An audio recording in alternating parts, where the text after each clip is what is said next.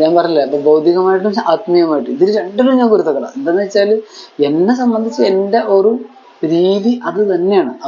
അപ്പൊ അതിലെന്താന്ന് വെച്ചാൽ പല കാര്യങ്ങളും ഈ കുരുത്തക്കേടിലുള്ള ഒരു സംഭവം തന്നെയാണ് വാശി. പല കാര്യങ്ങളിലും ഒരു വാശി ഉണ്ടാവും, പിടിവാശി ഉണ്ടാവും. ഇതെനിക്കുള്ളതാ. അത് ഈ കുരുത്തക്കേടിനെ ബേസ് ചെയ്തിട്ടുള്ളതാ. അത് എല്ലാത്തിനും രണ്ടിലും ഉണ്ട്. രണ്ടിലും ഞാൻ എന്നെ ചെക്ക് ചെയ്തിട്ടുള്ളതാണ്. ഇപ്പൊ എന്നെ ചെക്ക് ചെയ്തതേ എനിക്ക് പറയാൻ പറ്റുള്ളൂ, വേറുള്ളവരെ ചെക്ക് ചെയ്തത് എനിക്ക് പറയാൻ പറ്റില്ല.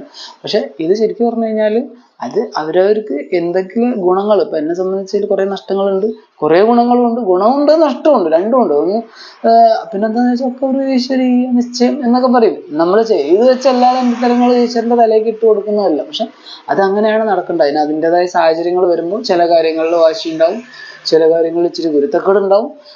അതിനെ ബേസ് ചെയ്തുകൊണ്ട് പല പല സാഹചര്യങ്ങൾ ഉടലെടുക്കും.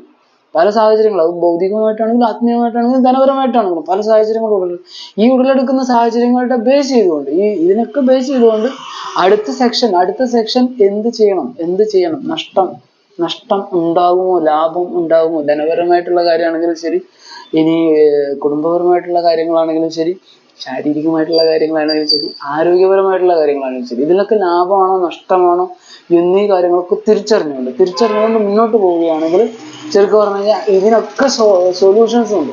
കുരുത്തക്കേട് ചെയ്തിട്ട് നമ്മൾ അതിന്റെ ഒരു ഭാഗവാക്കായി അതിൽ പിടിക്കപ്പെട്ടാൽ പോലും അതിനൊക്കെ സൊല്യൂഷൻസ് ഉണ്ട്, എല്ലാത്തിനും സൊല്യൂഷൻസ് ഉണ്ട്. പക്ഷെ ആത്മഹത്യ എന്ന് പറഞ്ഞിട്ട് നമ്മളൊരു ഇത് ചെയ്തിട്ടുണ്ടായിരുന്നല്ലോ വീഡിയോ. ഈ കുരുത്തക്കേടിന്റെയും ഈ പറഞ്ഞ പോലെ മറ്റുള്ള സംഭവങ്ങളുടെ ഒക്കെ ഒരു പരാജയ ഫലമായിട്ട് നേരെ ആത്മഹത്യ ചെയ്ത് മരണപ്പെട്ട് കഴിഞ്ഞാൽ പിന്നെ സൊല്യൂഷൻ ഒന്നുമില്ല.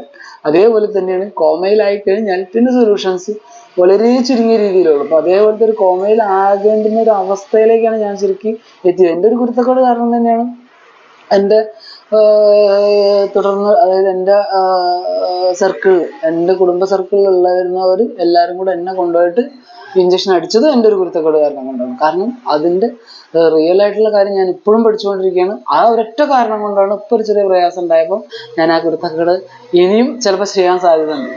അപ്പൊ അതുകൊണ്ട് എന്ത് ചെയ്തു, ഞാൻ അവിടുന്ന് താൽക്കാലികമായിട്ട് മീൻസ് അതൊന്ന് വിഡ്രോ ചെയ്തു. ഇപ്പോഴും ഞാൻ ചെയ്തുകൊണ്ടിരിക്കുന്നത് എന്താണ്, കുരുത്തക്കേട് തന്നെയാണ്.